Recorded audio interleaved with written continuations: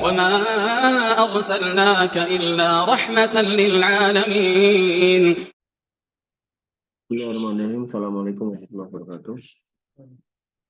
Alhamdulillah wa syukurillah wa la hawla wa la quwwata illa billah. Salatu wassalamu ala rasulillah wa ala alihi wa sahbihi wa ala manifidin asani Allah wa iyyakum. Alhamdulillah, bersyukur kepada Allah Subhanahu wa taala yang telah memberikan nikmat kepada kita, nikmat iman. Itu yang paling penting yang harus selalu kita ingat-ingat. Bahwasanya menjadi orang beriman itu adalah sebuah kenikmatan yang sangat besar. Ya. Qanifidin azani Allah wa iyyakum. Kita sampai pada bab yang ke-524. Bab Al-Kitabah ilan nisa wa jawabihinna. Bab menulis kepada wanita. Tentu menulis di sini ya, menulis yang kepada wanita ya biasanya menulis surat ya. Artinya kalau dari judulnya, waalaikumsalam, dari judulnya nggak ada surat, kata-kata suratnya nggak ada. Dan jawaban kepada mereka. Hadis yang pertama yaitu hadis 1118, Aisyah binti Tolhah, dari Aisyah binti Tolhah, qalat, beliau berkata, qultu li Aisyah, aku pernah bertanya kepada Aisyah radhiyallahu anha. Jadi pada zaman itu yang namanya Aisyah nggak cuma satu ya. Ini ada Aisyah binti Tolhah, ada juga Aisyah binti Abi Bakar. Wa ana fi hujriha, dan pada waktu itu Aisyah binti Tolhah ada di dalam kamar Aisyah radhiyallahu anha. Kalau diterjemahkan di sini dalam pengasuhannya. Wa kana an-nasu ya'tu naha min kulli Misr. Pada waktu itu manusia datang dari penjuru kota, dari mana-mana datang kepada Aisyah radhiyallahu anha untuk berkonsultasi. Wallahu alam ini terjadi pada tahun berapa? Tapi kalau melihat bunyi hadisnya, besar kemungkinan setelah Nabi Muhammad SAW wafat itu. Sehingga Aisyah menjadi rujukan ilmu berikutnya di samping para sahabat yang lain. Wa kana suyuh yanatabuni limakani minha. Orang-orang tua sering mendekat kepadaku lantaran kedudukanku darinya. Ini biasa ya. Jadi ketika ada ustadz atau kiai atau syekh besar gitu kan, syekhnya sibuk gitu kan, maka yang ditanya muridnya, itu biasa. Ya misal nanti kamu jadi kiai di kampung gitu kan, atau ustadz gitu kan, nanti ketika orang-orang susah mengakses kamu, maka akan mengakses anakmu atau temanmu atau saudaramu. Bukan sahabaku ya tak akhwani fayahduni ilayya. Sedangkan yang muda menjadikan aku sebagai saudaranya dan memberiku hadiah. Jadi biar mendapatkan akses kepada Aisyah. Wa yaktubuna ilayya minal amsar faqulu li Aisyah. Mereka menulis surat dari berbagai macam penjuru. Misr itu kota, Amsar itu jamaknya. Kemudian Aisyah berkata kepadaku,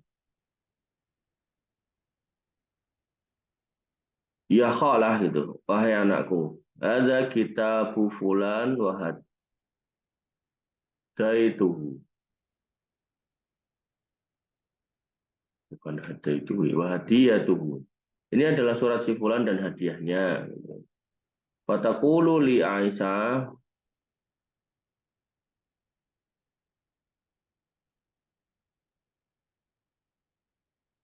maka kemudian Aisyah berkata kepadaku, ayu yunayyata. Nah.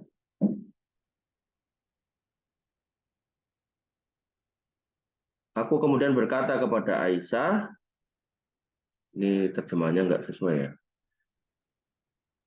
Wa aku luli Aisyah, maka kemudian aku berkata kepada Aisyah, ya khalah, wahai bibi, ada kitabu fulan wa hadiyatuhu. Ini adalah surat dari fulan dan hadiahnya gitu kan.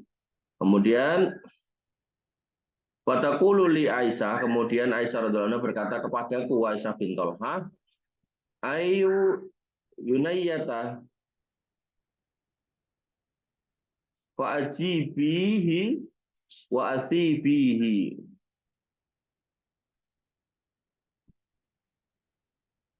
Bukan ayu ya, salah ini, kebalik.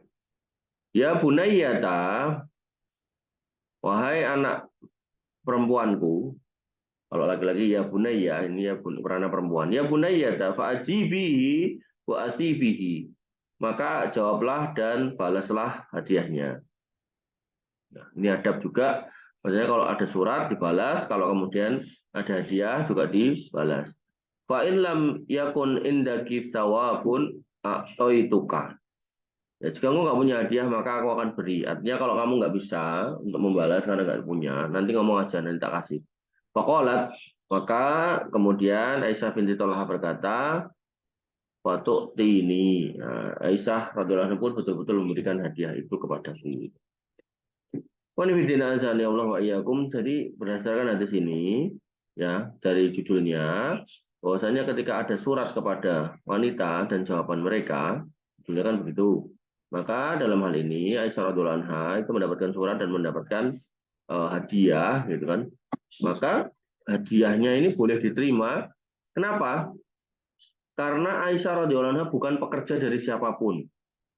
Paham ya? Jadi kalau misal kamu punya guru ngajinya tidak sedang kerja ke yayasan tertentu.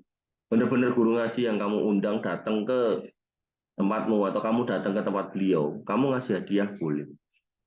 Atau bisa juga dia adalah kiai atau ustadz di satu pesantren, tapi kamu bukan santri di situ. Kamu tidak sedang naruh anakmu di situ. Maka kamu ngasih hadiah kepada beliau boleh. Sebaliknya kalau anakmu di situ atau kamu sekolah di situ, yang mana nanti ada penilaian untuk kamu dan beliau juga udah dapat gaji dari pemerintahnya, dari kantornya, maka kita nggak boleh memberikan apapun kepada beliau. Ya, karena Nabi SAW mengatakan hadiatul umal hulul, hadiah kepada para pekerja itu adalah sebuah gratifikasi, harta yang haram, gitu kan.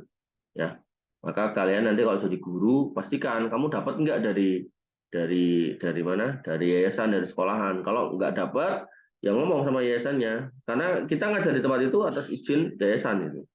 Tapi kalau kemudian ini free, jadi kita datang ke satu masjid atau satu majelis dan kita nggak terikat dengan siapapun, gitu kan. Kemudian kita dikasih hadiah, maka itu boleh diterima.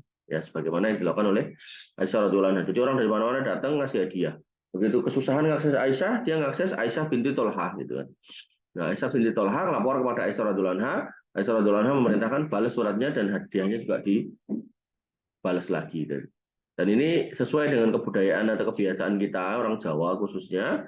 Itu kalau kemudian ya ada tetangga kita atau saudara kita ngasih makanan di rantang gitu kan, maka sesuai dengan yang dilakukan oleh Aisyah radhiyallahu anha, termasuk sunnah juga adalah membalas itu. Rantangnya dengan dikembalikan kosong gitu. Kalau bisa diisi entah apa gitu.